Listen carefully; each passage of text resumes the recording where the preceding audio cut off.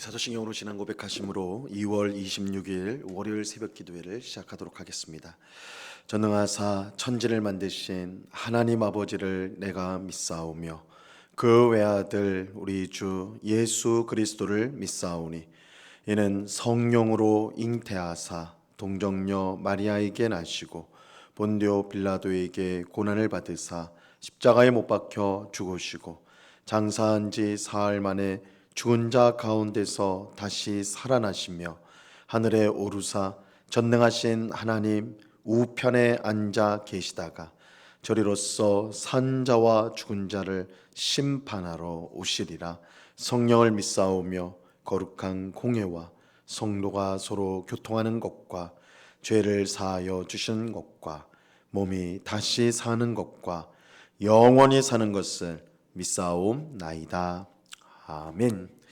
우리 찬송가 171장 하나님의 독생자 예수 우리 같이 찬송하도록 하겠습니다. 찬송가 171장을 같이 찬송하도록 하겠습니다.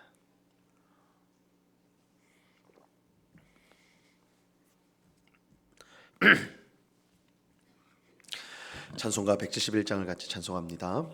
하나님의 독생자 예수 날 위하여 오시었네. 내 모든 죄 사시려고 십자가 지셨으나 다시 사셨네. 살아계신 주 나의 참된 소망 두려움이 사라지네. 사랑의 주네 갈 길인 노하니 내 모든 삶의 기쁨 늘 충만하네. 주 안에서 거듭나누리 기뻐하며 찬양하리. 가슴 속에 넘치는 확신 우리의 가는 길에 소망 넘치네. 살아계신 주 나의 참된 소망 두려움이 사라지네. 사랑의 주네 갈 길인 도하니 내 모든 삶의 기쁨 늘 충만하네. 선한 삶 다 마친 후에 우리 주님 배우리라. 사망 권세 다 물리치고 주님이 다스리니 영광 넘치네. 살아계신 주 나의 참된 소망 두려움이 사라지네. 사랑의 주네 갈 길인 도하니 내 모든 삶의 기쁨 늘 충만하네. 아멘. 같이 기도하겠습니다. 참 좋으신 아버지 하나님 감사합니다. 귀하고 복된 주일을 은혜롭게 보내게 하시고 또한 월요일 첫 시간 이렇게 기도의 자리로 다시 불러주심을 감사합니다.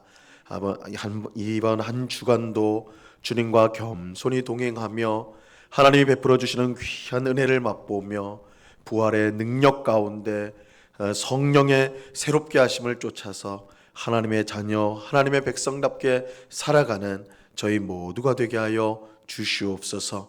우리를 짓누르고 우리의 발목을 잡는 모든 죄와 또한 이 악한 영들을 우리가 대적하여 싸워 이기게 하옵시고, 그러나 주님, 우리의 힘과 능력으로는 이길 수 없사오니 주의 능력으로 힘입어서 모든 유혹과 또한 마귀의 세력을 이기게 하옵시고, 하나님을 기쁘시게 하는 삶을 날마다 살아갈 수 있도록 우리를 인도하여 주시옵소서. 여러 가지 세상의 염려와 근심들, 우리가 할 수 없는 일들을 염려하고 근심하며 지내는 것이 아니라 아버지 하나님께서 우리의 모든 형편을 아시고 우리를 사랑하시고 우리를 복되게 하신다는 사실을 확신하며 믿음으로 이 모든 것들을 이겨나가는 저희들 되게 하여 주옵소서. 염려하고 근심하기보다 기도하는 우리가 되기를 원합니다. 주의 말씀을 읽으며 주의 약속을 늘 마음에 새기는 저희들이 되게 하여 주옵소서. 이 새벽에도 주님의 귀하신 은혜를 우리 가운데 충만히 부어주셔서 우리의 영혼이 기쁘고 즐거울 수 있도록 주님 주장하여 주시옵소서. 이 시간 주의 말씀을 듣고자 합니다. 성령 하나님께서 밝히 조명하여 주셔서 말씀의 뜻을 잘 깨닫게 하옵시고, 하나님의 말씀의 능력이 우리의 삶 가운데 드러나 정말 말씀 가운데 승리하는 삶을 살아가는 저희 모두가 되게 하여 주시옵소서. 귀한 은혜 주실 주님께 감사와 찬송을 올려드리오며 예수 그리스도의 이름으로 기도드리옵나이다. 아멘. 우리 하나님 말씀을 다 같이 봅니다. 마가복음 12장 18절에서 27절까지의 말씀을 우리가 다 같이 보도록 하겠습니다. 마가복음 12장 18절에서 27절까지의 말씀입니다.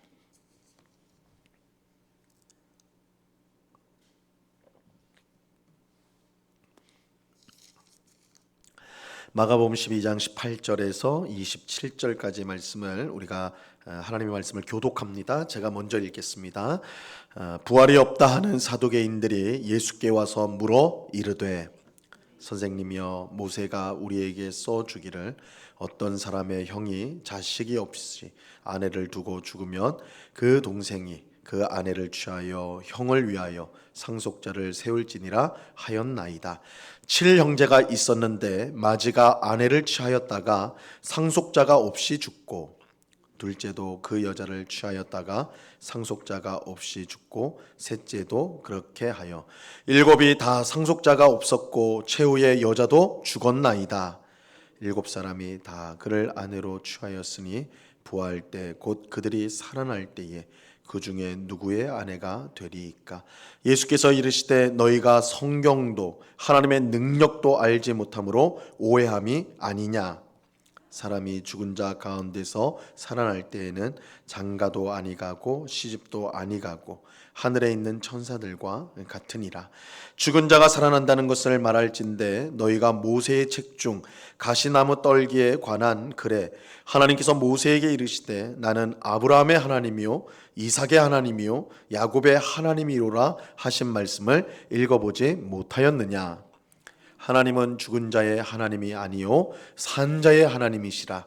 너희가 크게 오해하였도다 하시니라. 아멘. 예수님께서 예루살렘에 들어오신 후 예루살렘의 종교 지도자들은 예수님에게서 흠을 잡아서 그를 잡으려고 하였습니다. 일이 이렇게 된 이유는 예수님께서 성전에 들어가셔서 그곳에서 장사하는 사람들을 내쫓아내시고 그들의 상과 또 의자를 엎으셨기 때문입니다. 종교 지도자들은 예수님께서 성전에서 이런 일을 하는 걸 보고 자신들의 권위에 도전한다라고 여겼어요. 그래서 그들은 예수님을 위험한 인물로 보고 제거해야 되겠다, 제거하려고 하였습니다. 오늘 읽은 본문도 예루살렘의 종교 지도자들이었던 이 사두개인들이 예수님께 와서 어려운 질문을 하여 그에게 흠을 잡으려고 했던 이야기입니다. 오늘 본문 18절과 19절을 다시 한번 보시면요, 이 부활이 없다 하는 사두개인들이 예수께 와서 물어 이르되 선생님이여, 모세가 우리에게 써주기를 어떤 사람의 형이 자식이 없이 아내를 두고 죽으면 그 동생이 그 아내를 취하여 형을 위하여 상속자를 세울지니라 하였나이다. 여기에 나오는 사두개인들은 이 성전을 중심으로 활동했던 귀족들이었어요. 이 성전 귀족들이었습니다. 근데 이들은 이 구약 성경 전체를 믿지 않고 오직 모세가 쓴 성경만 믿었어요. 우리가 이제 보통 모세오경이라고 하는데 창세기, 출애굽기, 레위기, 민수기, 신명기, 이 5권의 구약 성경 제일 앞에 있는 5권의 성경을 모세가 썼다고 해서 모세오경이라고 우리가 부르는데, 이 사두개인들은 이 모세오경만 참 하나님의 말씀이다 이렇게 여기고 그 말씀만 따랐던 사람들입니다. 그래서 이 창세기에서 신명기까지 나오지 않고 그 외에 성경에 나오는 가르침들은 그들은 받아들이지를 않았어요. 그런 가르침 가운데 대표적인 것이 부활에 대한 것이었습니다. 부활. 사실 구약 성경에는 죽은 자가 다시 살아나는 부활의 가르침이 분명히 기록되어 있어요. 가장 대표적인 예가 다니엘서 12장 2절 말씀입니다. 거기에 보면 땅의 티끌 가운데에서 자는 자 중에 많은 사람이 깨어나 영생을 받는 자도 있겠고 수치를 당하여서 영원히 부끄러움을 당할 자도 있을 것이며, 이렇게 말하고 있어요. 땅의 티끌 가운데서 자는 자, 이 말은 성경에서는 보통 죽은 사람을 자는 자라고 그렇게 이제 표현을 하거든요. 그런데 이제 죽은 이 티끌 가운데 자는 자들, 즉 죽은 자들이 깨어나서 영생을 받게 된다라고 말씀을 하고 있습니다. 이것은 명백하게 죽은 자의 부활을 가르치고 있는 것이죠. 하지만 사두개인들은 이 말씀이 자신들이 믿고 있는 모세오경에는 나오지 않았기 때문에 믿지 않았어요. 이처럼 부활을 믿지 않는 사두개인들이 지금 예수님께 와서 이 부활과 관련한 어려운 질문을 던집니다. 이 구약 율법에는 수혼법이 있었습니다. 이거 굉장히 저희들에게는 좀 생소한데 수혼법이 있었어요. 이 수혼법은 형이 자식을 낳지 않고 죽게 된다면 그 형의 아내가 이 동생의 부인이 되어서 형의 대를 잇는 형의 상속자를 낳게 하는 제도였습니다. 그래서 이제 형의 그 가문이 끊어지지 않도록 이제 상속이 끊어지지 않도록 하기 위한 율법이었어요. 이 수혼법이. 이 사두개인들은 이 수혼법을 가지고 질문을 하였습니다. 어떤 집에 7형제가 있었는데, 그런데 이제 첫째가 자식이 없어서 죽었던 거예요. 그래서 이 수혼법을 따라서 첫째의 아내가 둘째의 부인이 된 것이죠. 첫째의 대를 잇기 위해서 그렇게 됐어요. 그런데 둘째도 아이를 낳지 못하고 죽게 되었습니다. 그리고 이렇게 그 이후에 셋째, 넷째, 일곱째까지 모두가 자식을 낳지 못하고 죽게 돼요. 그리고 끝내 이 여인도 죽게 되었습니다. 이 사두개인들의 질문은 이거예요. 마지막 날 부활이 만약에 있다면 이 여인은 누구의 부인이 되겠냐라는 겁니다. 누구의 부인이 되겠냐. 이 땅을 살 때에 이 여인은 7형제 모두 부인이 되었던 것이죠. 아내가 되었던 것이죠. 수혼법을 따라서. 그러면 부활한 후에 천국에서 이 여인은 누구의 아내로 지내게 되느냐. 첫째부터 7째까지 다 아내가 되었었는데 누구의 아내가 되겠느냐. 이렇게 질문하는 것입니다. 이것은 사실 쉽게 대답하기가 어려운 것이죠. 그러나 부활이 없다고 주장하는 사두개인들에게는 이 질문이야말로 예수님을 공격할 수 있는 아주 좋은 질문이었을 거라 그렇게 생각을 했을 것입니다. 예수님은 사두개인들이 한 어려운 질문에 대해서 어떻게 대답을 하셨을까요? 24절 말씀을 보시기 바랍니다. 24절. 예수께서 이르시되 너희가 성경도 하나님의 능력도 알지 못함으로 오해함이 아니냐. 예수님은 사두개인들이 질문한 것은 그들이 무지해서 알지 못해서 오해했기 때문이다 이렇게 말씀합니다. 무엇보다 그들은 부활 후의 삶을 제대로 알지 못하였습니다. 25절 보세요. 사람이 죽은 자 가운데서 살아날 때에는 장가도 아니가고 시집도 아니가고 하늘에 있는 천사들과 같으니라. 사두개인들의 질문은 이 땅에서의 결혼 생활이, 결혼 관계가 부활 후에도 똑같이 유지될 것이라는 생각에서 비롯된 것입니다. 하지만 예수님은 지금 그렇지 않다라고 말씀을 하는 것이죠. 우리가 부활하여 천국에 있을 때에는 마치 천사와 같이 결혼하지 않게 될 것입니다. 결혼 관계가 천국에는 없다라는 거예요. 이 말씀은 우리가 천국에서 천사처럼 된다, 천사가 된다 이런 뜻이 아니라 천사처럼 우리가 천국에서 결혼을 하지 않게 된다, 결혼 관계가 없다라는 것을 뜻하는 거예요.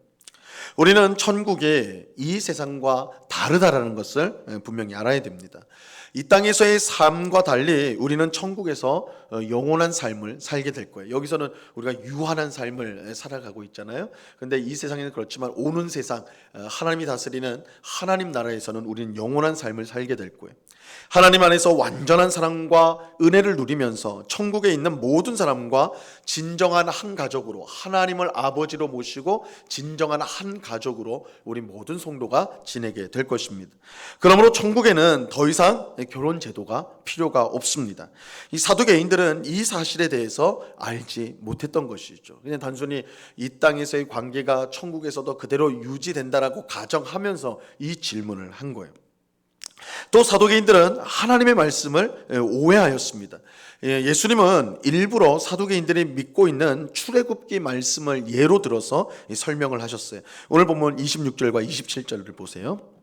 죽은 자가 살아난다는 것을 말할지인데 너희가 모세의 책 중 가시나무 떨기에 관한 글에 하나님께서 모세에게 이르시되 나는 아브라함의 하나님이요 이삭의 하나님이요 야곱의 하나님이로라 하신 말씀을 읽어보지 못하였느냐. 하나님은 죽은 자의 하나님이 아니요 산 자의 하나님이시라. 너희가 크게 오해하였도다 하시니라.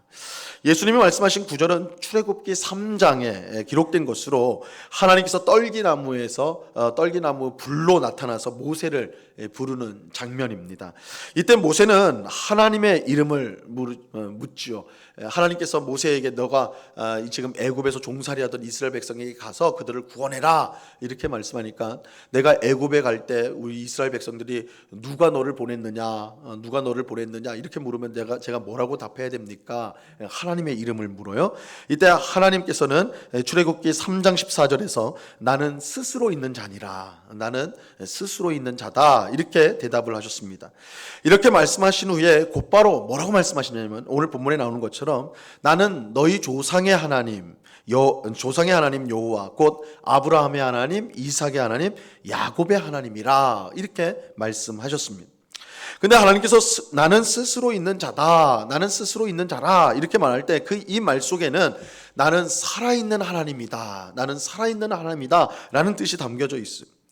하지만 살아계신 하나님께서 이미 오래전에 죽은 아브라함과 이삭과 야곱의 하나님이 되신다고 말씀하는 것은 참으로 이상한 일이죠. 이 모세 때에는 이미 아브라함과 이삭과 야곱은 수백 년 전에 죽었어요.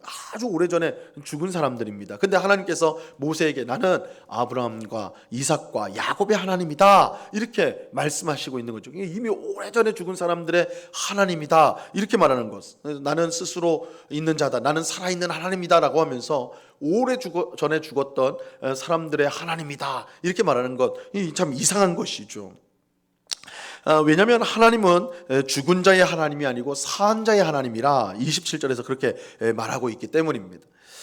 하나님께서 자신을 아브라함의 하나님, 이삭의 하나님, 야곱의 하나님이라고 이렇게 말씀하신 것은 하나님께서 나는 죽은 자의 하나님이 아니라 산 자의 하나님이라 하시면서도 이렇게 아브라함과 이미 오래전에 죽은 아브라함과 이삭과 야곱의 하나님이라고 말씀하신 까닭은 그들이 비록 오래전에 죽었지만 그들이 마지막 때에 부활할 것이기 때문에 그들이 부활할 것이기 때문에 그들을 산자로 여기셔서 하나님께서 이렇게 말씀하셨던 것입니다. 만약에 사두개인들이 말하는 것처럼 부활이 없다면 이 말이 이상해지는 거예요. 오래전에 죽어서 없어진 아브라함과 이삭과 야곱을 말하면서 난 그들의 하나님이다 이렇게 말하는 건 이상하죠. 하지만 부활이 있기 때문에 아브라함과 이삭과 야곱은 살아있는 자로 여겨지는 것이고, 하나님은 그렇기 때문에 나는 아브라함의 하나님, 이삭의 하나님, 야곱의 하나님이다 이렇게 말씀할 수가 있었던 것입니다. 이것으로써 예수님은 부활이 없다고 주장하는 사두개인들이 참으로 잘못되었다는 사실을 밝혀주는 것입니다. 오늘 말씀을 통해 우리는 비록 사두개인들이 예수님을 공격하기 위해서 한 질문이었지만 그 질문을 통해서 이 부활에 관한 중요한 가르침을 배우게 됩니다. 우리 인생은 육체의 죽음으로 끝나지 않습니다. 사두개인들은 그렇게 생각을 했어요. 죽으면 끝이다 라고 생각을 했지만 그렇지 않습니다. 우리는 반드시 부활하게 될 것입니다. 근데 우리가 부활하게 되어 살아갈 세상은 이 세상과는 완전히 다른 새로운 세상, 하나님의 나라는 새로운 세상이에요. 하나님의 능력 가운데 우리는 이 세상과 비교할 수 없는 가장 복된 삶을 영원히 살게 될 것입니다. 그러므로 우리 성도들은 부활의 영광을 바라보면서 매일을 살아가야 합니다. 육체의 생명이 닿으면 우리는 하나님 나라에 들어가게 될 것입니다. 하나님을 믿는 성도는 지금 세상과 비교할 수 없는 가장 복된 곳에서 살게 될 것입니다. 그곳에서 부활한 우리는 말로 닿을 수 없는 영광 가운데 하나님의 풍성한 사랑과 은혜를 누리면서 영원토록 하나님과 또한 사랑하는 성도들과 함께 살아가게 될 것입니다. 그러므로 부활신앙을 우리가 가지는 것은 참으로 중요합니다. 이 세상의 헛된 것에 우리의 마음을 빼앗기지 않고 우리에게 주어질 영원한 천국을 사모하도록 만들기 때문입니다. 이 부활, 우리가 부활을 믿지 않으면 우리가 천국에 우리의 영혼만 있다, 이거 굉장히 추상적으로 되어버리는 거예요. 그렇지 않습니다. 우리가 죽으면 비록 우리 지금의 몸은 사라지만 다시 예수님이 오실 때 부활하게 될 거예요. 우리의 몸이 부활하여서 우리의 영과 몸이 하나님 나라에서 영원히 주님의 은혜 가운데 살아가게 될 것입니다. 그래서 이 부활 신앙을 우리가 분명히 가질 때에 우리가 하나님 나라를 더욱더 소망하는, 그래서 이 세상 가운데서 세상의 것들에 우리의 마음을 빼앗기거나 이 세상에 안주하는 신앙이 아니라 영원한 하나님 나라를 바라보는 그런 복된 신앙을 가지고 살아갈 수가 있게 되는 것입니다.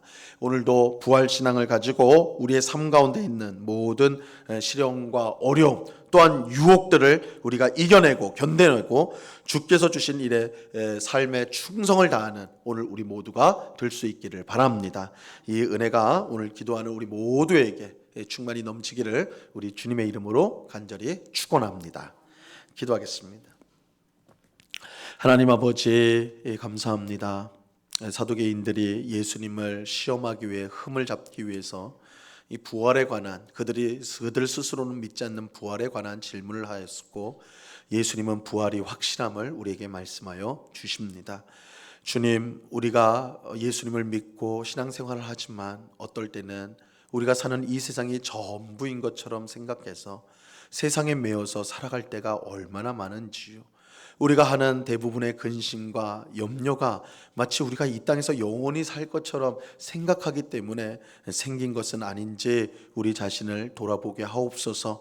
아버지 하나님, 우리가 부활을 분명히 믿음으로 우리가 영원히 하나님 나라에서 복되게 살 날을 소망하며 이 땅을 살아가는 저희가 되게 하여 주시옵소서. 우리가 하나님의 나라가 임하여 우리가 그 안에서 하나님과 함께 또한 사랑하는 성도들과 함께 영원토록 복락을 누린다라는 이 사실을 분명히 믿고 부활 신앙을 가지고 하나님 나라를 소망하며 매일매일을 살아가는 저희들 되게 하여 주시옵소서. 부활 신앙 또한 하나님 나라에 대한 분명한 믿음을 가지고 살아갈 때에 이 세상에 무익하고 또한 우리의 영혼을 약탈하는 악한 것들의 마음을 빼앗기지 않고 그 유혹에 넘어가지 않고 주님의 길을 우리가 똑바로 갈 수 있음을 믿사오니 우리에게 부활에 대한 신앙, 하나님 나라에 대한 분명한 믿음을 가질 수 있도록 은혜를 내리워 주시옵소서. 아버지 하나님, 이 시간에 또한 간절히 기도하옵기는 우리 영국교회를 위해서 기도합니다. 아버지 하나님, 우리 교회가 이 지역에 주께서 세우신, 이 지역에 세우신 그 이유를 분명히 깨달아 이 지역에 있는 사람들을 위해서 함께 기도하며 또한 그들에게 복음을 전하며 주님의 사랑의 손길을 펼치는 복된 교회가 될 수 있도록 도와 주시옵소서. 주님이 명령하신 전도와 선교의 명령을 잘 수행하기를 원합니다.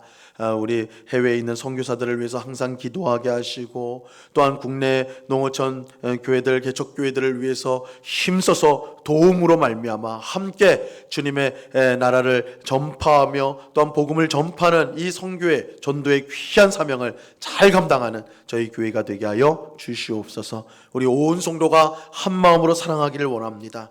우리 안에 어떤 차별도 없게 하옵시고 서로 사랑하고 오래 참고 용납함으로 이 땅에서부터 천국 가족의 모습을 가지고 영원한 하나님 나라에서 정말 아버지 하나님을 모시고 한 가족으로 살아갈 그 복된 나라를 기대하며 소망하며 살아가는 저희 모두가 되도록 은혜를 내리워 주시옵소서. 아버지 하나님, 이 시간에 여러 가지 기도의 제목들로 기도하는 주의 백성들 한 사람 한 사람 붙들어 주시고 우리의 기도에 신실하게 응답하여 주시는 하나님이심을 경험하며 항상 하나님을 찬송하고 감사하며 살아가는 저희가 되게 하여 주시옵소서. 모든 영광과 찬송을 주께 올려드리오며 우리 주 예수 그리스도의 이름으로 기도드리옵나이다. 아멘. 하늘에 계신 우리 아버지여, 이름이 거룩히 여김을 받으시오며 나라에 임하옵시며 뜻이 하늘에서 이룬 것 같이 땅에서도 이루어지이다.